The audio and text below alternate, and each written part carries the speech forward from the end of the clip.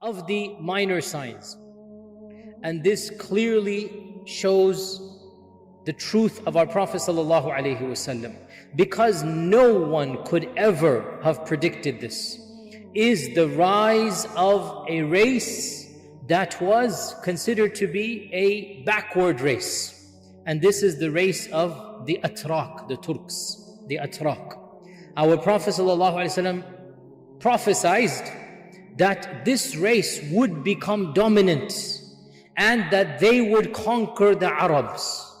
Now, who are the Atrak? The Atrak are a group of races. It's not just one race. Within the Turk, there are many races. It's like saying Arab. There are many Arab sub-races. It's one of the categories of human races. The Atrak are a group of races who originate in what is essentially Mongolia and the Caucasus Mountains, that region. You can say they are the cousins of the Mongolians. So the Mongolians are a race and the Atrak are a cousin race. They have a common ancestor between them. And that is why the Turkish language and the Mongolian language, they share many similarities. Now, contrary to popular misunderstanding, the modern Atrak, the people of Turkey, are not from that land of Turkey. They are from far more east than that. They are from a land that is what is now, we call it Turkmenistan. Turkmenistan, where the Xinjiang provinces, okay? That is the land of the Atrak. And the Atrak came from there and they eventually conquered what is now modern Turkey. And it was called Turkey because the Atrak came there. Before they came there, it wasn't called Turkey. That's not the name of that land. It was called Anatolia or other lands of that nature. The name Turkey, the country Turkey, is after the race, the Atrak, that eventually conquered that region. Originally, the Atrak were far away from the Arabs, and the Arabs never interacted with them by and large. The Arabs hardly interacted with any race other than the Sassanids and the Byzantine Empire. For our Prophet ﷺ in Medina to predict that that far away race is going to rise up and eventually dominate, what is the Ottoman Empire other than Turkish, right? This is one of those miraculous predictions. And by the way, these ahadith were compiled centuries before the rise of the Ottoman Empire. You will find manuscripts, those who deny the authenticity of hadith, you will find manuscripts written in the 2nd, 3rd, 4th century predicting the rise of the Atrak, and the Turks rose up 500 years ago, that's it. And there are many, many ahadith.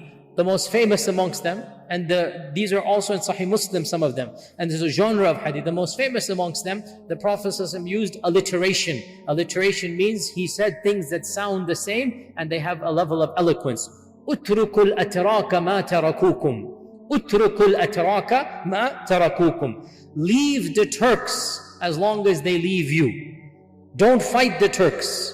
Leave the Turk as long as they tarakukum, they leave you alone. Because when you will fight them, you will lose. And they will win over you. And that is exactly what happened. Now, some have said this could also be a prediction of the Mongol Empire, because the Mongolian race and the Turk are really kind of one race, as we said. They go back to the same heritage and even their language. And so 1,000 years ago, it would not be incorrect to call the Mongols, the Genghis Khan, it would not be incorrect to call him a Turk, even though in modern times they're two separate ethnicities, the Mongolian and the Turkic races. However, others have said the prediction of Turk here is the Muslim Turks eventually, right? So eventually this group of people, they came, amongst them were the Seljuks. So within the Turkish race there were many famous dynasties. The most famous of the earliest dynasties was the Seljuk dynasty,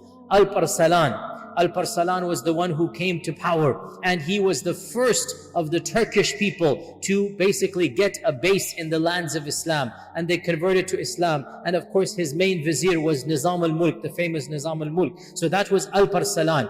The Seljuk Empire is not the same as the Ottoman Empire. They are both Turkic. but the two of them biologically are different. So the first Turkish empire was the Seljuk Empire. They were magnificent. They came, they conquered, and then they fizzled out. And then another group came, the Osmanlis. We call them the Ottomans, right?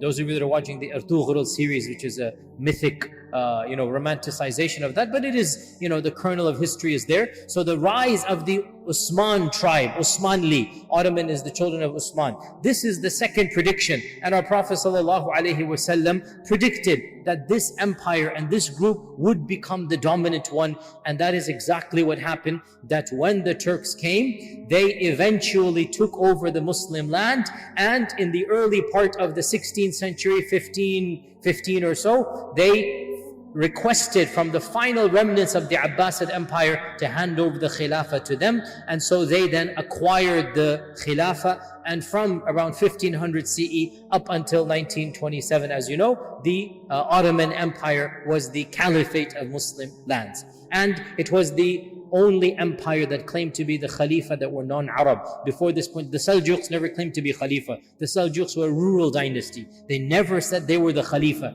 The Seljuks were in power when the Abbasids were the Khalifa. And they were a powerful dynasty, but they never said they were the Khalifa. And the Ottomans were the first non-Arab to say that they were the Khalifa of Islam. Another prediction also related to the Ottoman Empire is just as bizarre.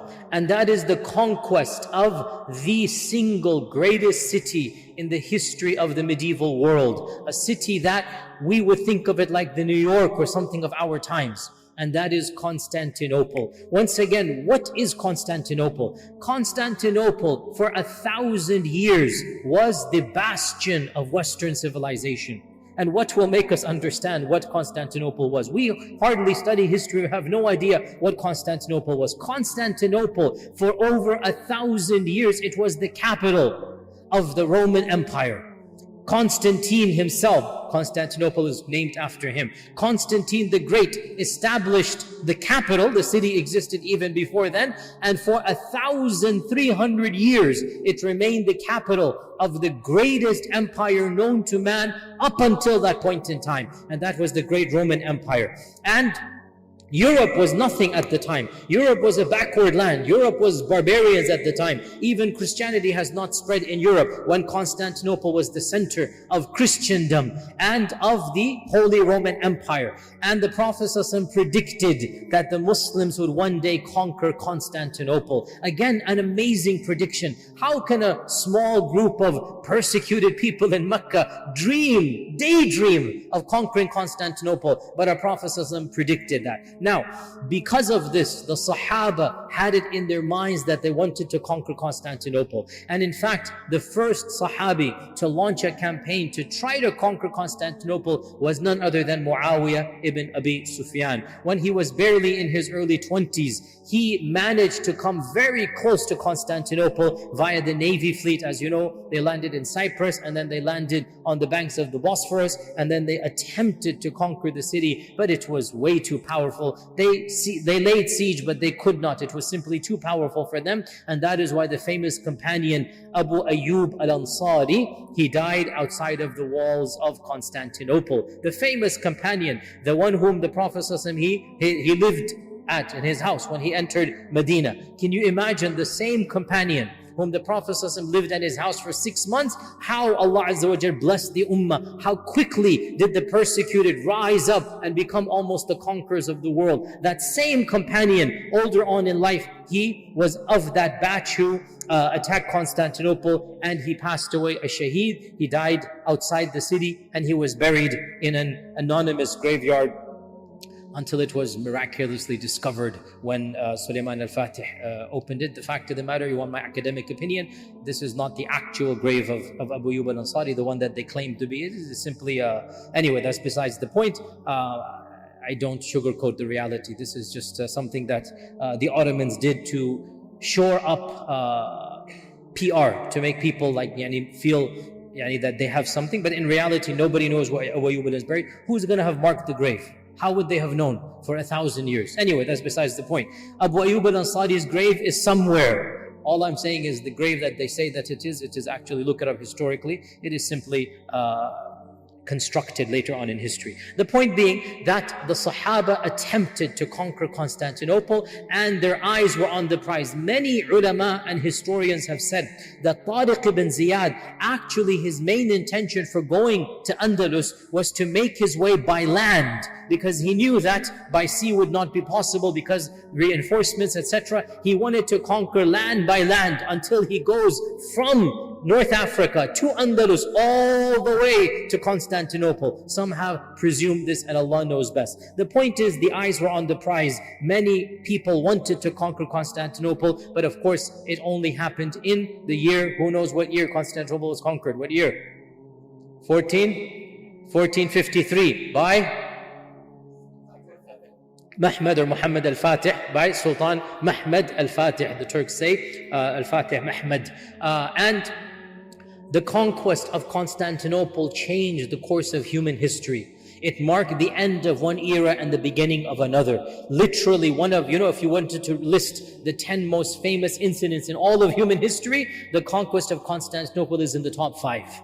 It's that big of a deal, that the Muslims finally conquered Constantinople, and this was predicted by our Prophet ﷺ. Hadith is in Sahih Muslim, that a Sahabi asked Abdullah ibn Amr ibn al-As, one of the Tabi'un, asked him that which one will we conquer first, Constantinople or Rome? They had heard of Rome. Rome was there, but Rome was not to the power and the level of Constantinople. It was far number 2. And so he said, bring me my book. So they opened up his book, because Abdullah ibn Amr ibn al-As, he would write a hadith of the Prophet ﷺ, and his eyes were failing. He looked it up and he wanted to refresh his memory, and he said, no, the Prophet ﷺ predicted that we would conquer Constantinople before Rome. And subhanAllah, Constantinople 1453. And in all likelihood, the other lands that are mentioned will be done during the time of the Mahdi, and Allah Azza wa Jal knows best.